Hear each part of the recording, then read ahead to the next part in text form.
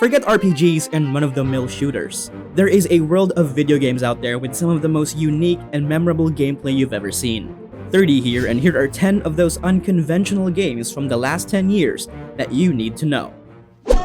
Have you ever had that one episode in Tom and Jerry where Tom sets an elaborate trap for Jerry? It didn't end well for him though, but those Rube Goldberg contraptions are what Ghost Trick is all about. It's a point-and-click puzzle game where you play as a literal ghost, tricking objects to work in your favor. You have the ability to rewind time 4 minutes before somebody dies. Say you want to save someone from certain death, then you'll have to move the right objects to create the most satisfying domino effect you'll ever see. It's a creative use of the point-and-click gameplay. Sure, there are games about traveling back in time and saving that special person. What are you doing? Oh, this is nice. But name one other game where you team up with an adorable Pomeranian in the afterlife just to save the world. Unfortunately, you can't. Its art direction, characters, and soundtrack make this great game more memorable. And if you love puzzle games with light visual novel elements, then you'll love it even more.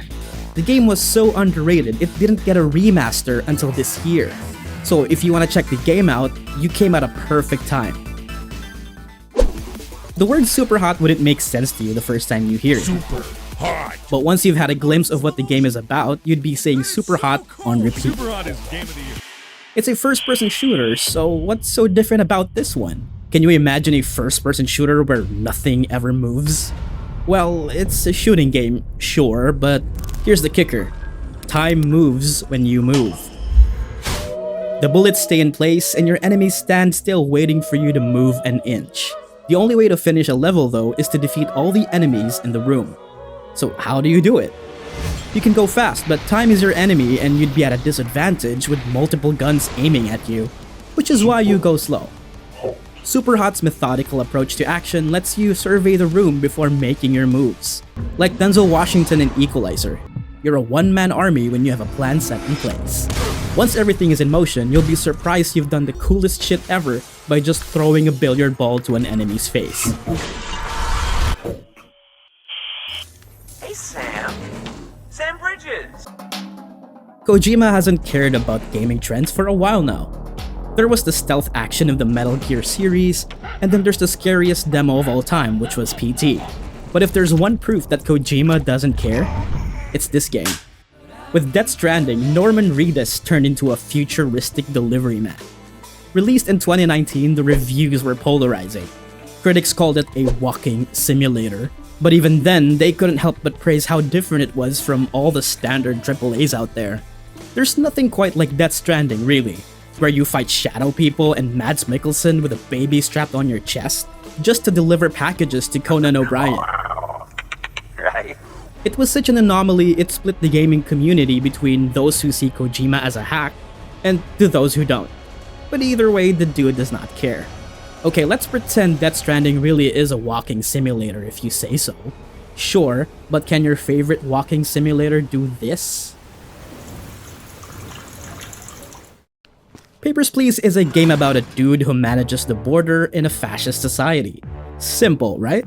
If there's one thing it shows, it's that reading between the lines and paying attention to detail can be very, very fun. At first, everything sounds like a chore. Declining and approving passports can be a tedious job in real life. But in this game, it's an addicting power trip that you'll keep coming back for. It was such a hit that other games started copying it. Not Tonight, Death and Taxes, and even the cyberpunk game Valhalla are just a few examples of turning tedious into treasure. But not one of them can compete with Papers, Please's morbid minimalism though. It's a rare game that its creator, Lucas Pope, is right to be proud of. He set the bar high for the next and equally unique project, which is Return of the Obra Dinn. From border patrol to insurance inspector, your case, the merchant ship called the Obra Dinn, and the disappearance of its crew. You'll find your first mystery corpse, and you're tasked with identifying who the person was, what his job was, and how he died. Easy enough with your magical compass replaying the corpse's final moments. But you're still left scouring every inch of the crime scene for more information. It's a game that requires a lot of deductive reasoning and trial and error. But the satisfaction when you put 2 and 2 together is enough for a dopamine high. Fascinating as that already sounds, even that is just a cover-up for something more interesting. One moment it's a murder mystery, and the next it's a nautical horror. These bizarre surprises are exactly what makes this game shine. Let's face it, Neon White is a weird game.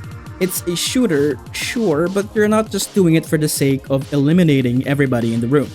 You speedrun your way to the very end of a level using your godlike powers.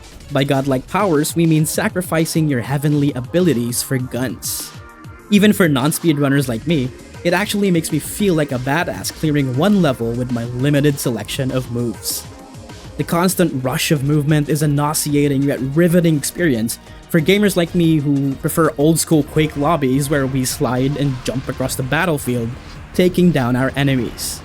It's from the creator of Donut County, which is also a weird game in its own right, but honestly Neon White still fits his style of eccentric titles. These aren't the only games with unique and unconventional gameplay. Do you have something in mind? Comment below and we'll talk about it. Professor Helper here, ready to help!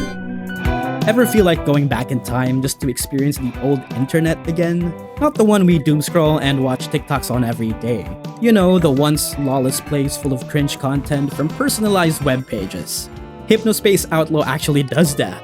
You're the internet police laying down the law of the World Wide Web.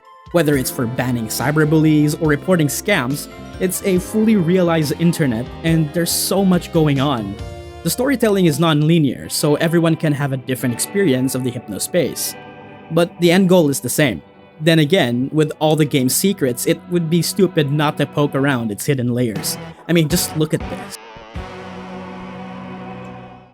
Shall we continue forward? On to more recent entries, we have Viewfinder. It's a game about perspective. See what I mean? It's a first-person puzzler where you manipulate the world using a Polaroid camera. It's more than just a puzzle adventure though. Behind its surreal landscapes is an emotional story that we won't spoil for you. Please. Sure, the other games may have played with perspectives before, like Monument Valley and Fez, but the first-person perspective puts a new spin on storytelling and puzzle mechanics. Wanderers. It's an oddly therapeutic experience when you line those pieces up.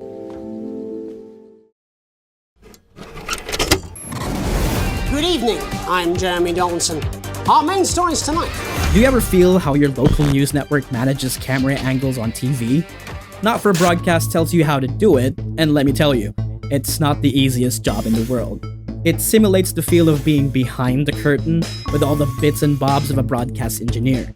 Tinkering with its tools is nothing but overwhelming for a layman, but the game does a great job at teaching you the basics. But once the live feed goes on, you're left scrambling with what angle you're trying to get in their live commentaries. Whose face would you show? Do you want to focus more on the conservative agenda, or something that benefits the working class? There's a lot of political choices that will impact not only your life, but the entire game's story as well. But don't worry, while its themes can get pretty dystopian in the long run, it doesn't take itself too seriously.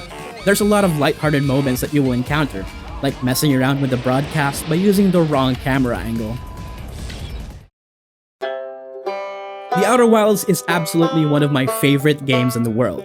It's the one game that I always recommend to someone looking for a one-in-a-million gaming experience. Son, you know, once you start, there's no going back. I know. This means total commitment. Without saying too much, it's a game set in a fictional solar system, on a ticking time bomb to extinction. You play as a lonely cosmonaut traveling to its fascinating handcrafted levels full of mysteries and weird physics. I can talk about how philosophical or life-changing it is, but there's just who've done that already. Instead, I'll talk about what makes this sci-fi adventure special. As you take off from your trusty spaceship and into the great beyond, you're met with a gorgeous sight of the stars, the void, the sun, and the planets. And from there, you're on your own.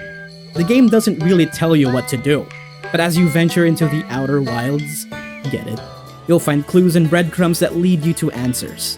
Whether you want to go to this place or that, there's bound to be some ancient secret that tells you about an old civilization. You might be sick of hearing this, but this is the kind of game you really wouldn't want spoiled. If you enjoy games like Ocarina of Time, Firewatch, Subnautica, or emotionally driven stories that make you rethink your life, The Outer Wilds fits the bill, and it does more than just make you cry.